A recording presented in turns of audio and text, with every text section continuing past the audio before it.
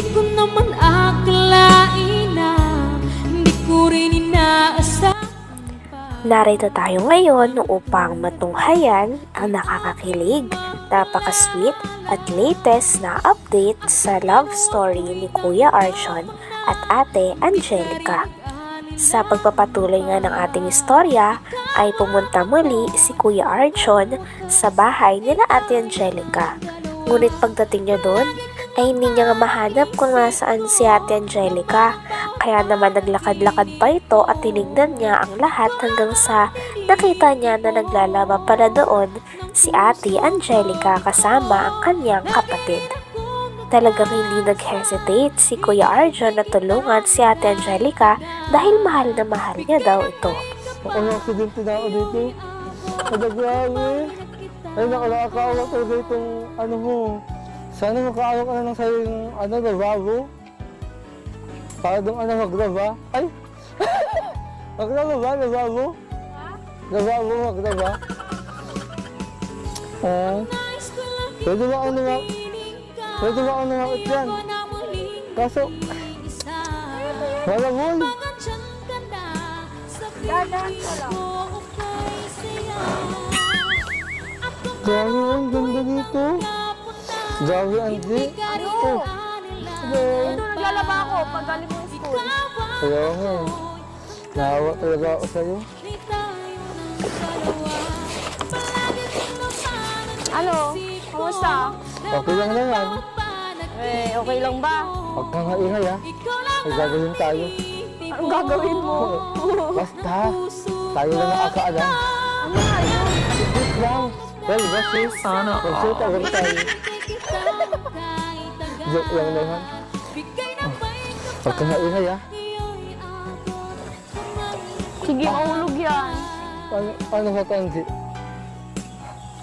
Saway ka? Di. Huwag kang haingay ha. Uy! Sasabawin kita! Asungin ka! Kasi maghuhubad ka dyan! Pwede mo, gagawin talaga ako sa'yo. Bastos ng isip nito. Wala akong Tutulungan ka sa paggaba. Halika dito kung kaya mong tulungan. Paano ba yan? Talagang handang tumulong nga si Kuya Arjon kay Ate Angelica kahit nahihirapan din siya. Talagang gusto niya lagi na hindi nahihirapan si Ate Angelica dahil mahal na mahal niya ito. Kaya naman kahit mahirapan din siya maglaba, ay sasamahan niya talaga sa hirap si Ate Angelica. Kaya sobrang nakakakilig ang dalawang ito. Mukha kang taong grasa na naglalaba. Saway ka? Upo ka na. Basang-basa na tayo.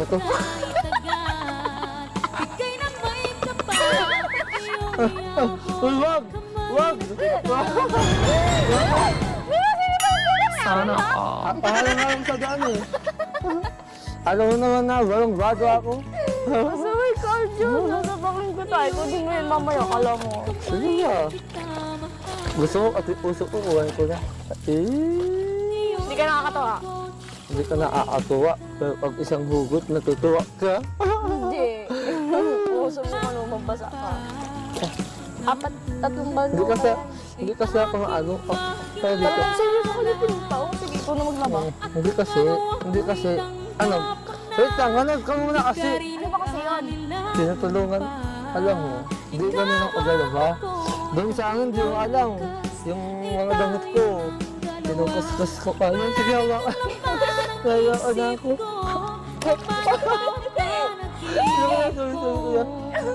Sorry.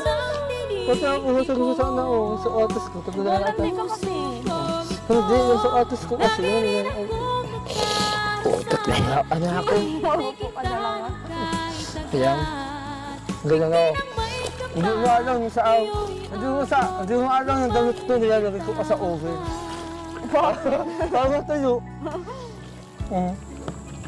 Yung oven kasi Basang na tayo, Arjon. Oo, Kasi kalakuhan. Maski sa pagsasampay ay nakaagapay pa rin si Kuya Arjon kay Ate Angelica. Grabe at tawa nga ng tawa ang dalawa sapagkat pinapatawa talaga ni Kuya Arjon si Ate Angelica. Kaya si Ate Angelica naman ay sobrang saya din habang naglalaba at hindi siya naboboring dahil nasa tabi niya ang kanyang mahal na si Kuya Arjon. Sorry ka. Lagay mo doon muna. Mapanawan natin mamaya. Pasensya na. Hinig ako sa iyo. Wag kasi ano, sapok. Ano yan? Gawin na natin yan mamaya. Baka saan ihulog-hulog mo? Oo, ako na nga magandang. Pero sasabihin ko sa'yo. Huwag ka nga na pok. Ay, hindi naman yung Sapok ka ng pangsapok eh. Hindi naman yung masakit. Pasalamat ka. Salamat na, babae ako. Gusto kita. Hindi. Pasalamat ka. Ikaw yung magiging ina ng anak ko. Anak mo? Ayun lang naman. Sana Ina, awa. Oo. Ano ba yan? Magkano ka daw, magtuli ka daw. Dumadami na yung tuli sa tinga mo ay. Baka ikaw. Kaya alam mo, wala bang ground? Wala yung ground. Sa atakot. Oo, Kapitin mo kasi sa dulo. Yan. Huwag mo ano sa baba. Alam mo naman mahaba yan. Tapos yan sa baba. E dinudumi yan. Ba't kasi old job lang nandito eh. Nag-okay sa akin to ah. Bagay sa'yo, be. Oo. Ang ganda oh. Bagay? Bagay ano? Parang tayo. Bagay na bagay. Nadamay niyo ba? Nag-usap nga ang dalawa tungkol sa dati na pagpunta ni Ate Angelica sa bahay ni na Kuya Arjon. Sinabi naman ni Ate Angelica na namimiss niya na daw talaga ang pagpunta nila doon sa bahay ni na Kuya Arjon. Kaya naman sabi ni Kuya Arjon ay pupunta sila doon sa bahay nila at iba naman ang lulutuin nila. Nakaraan kasi spaghetti ang niluto ni Kuya Arjon para kay Ate Angelica. At ngayon daw ay graham naman. Gusto mo ulit pumunta sa akin? Siyempre, namiss ko yung banding natin dun. Oo. Kantahan. Anong gusto mo lutuin na naman? Eh, siyempre. Gusto mo, may naisip ako. Di ba spaghetti ang niluto natin? Nung unang pagpunta mo doon. Gusto mo, dessert mo naman. Sige, ano bang klase Graham. dessert? Wow, ganda. Isang takal na graham, malaking takal ang natin. Ubusin natin yung lahat. Sige, clear ang gawin natin. Oo. Naalala mo yung gumawa tayo sa Katandanes ng graham? Oo. Sarap po yung gawa natin. Oo. Sobrang nagustuhan nila mama. Oo nga. Nino? Nila mama? Sino mama? Butog. Nangagalawan mo.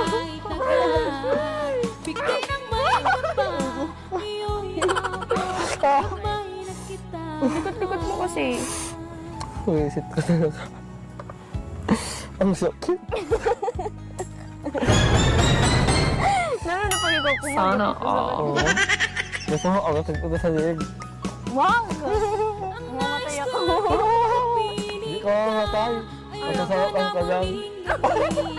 Joke lang! Kaya ano? Kaya tayo?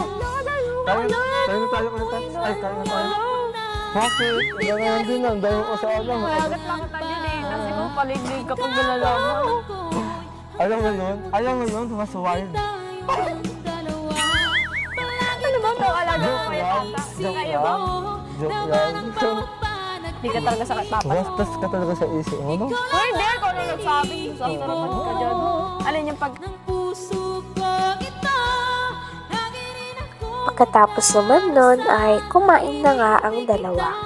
Talagang may hinain na naman na turon si Ate Angelica para kay Kuya Arjon dahil paborito niya daw ito.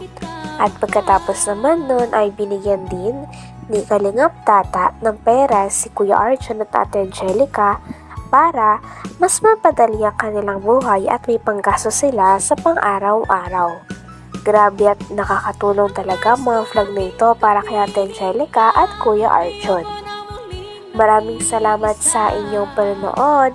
Hanggang dito na lamang muna ang ating nakakakilig at talaga namang napaka-sweet na love story ni Kuya Arjon at ni Ate Angelica.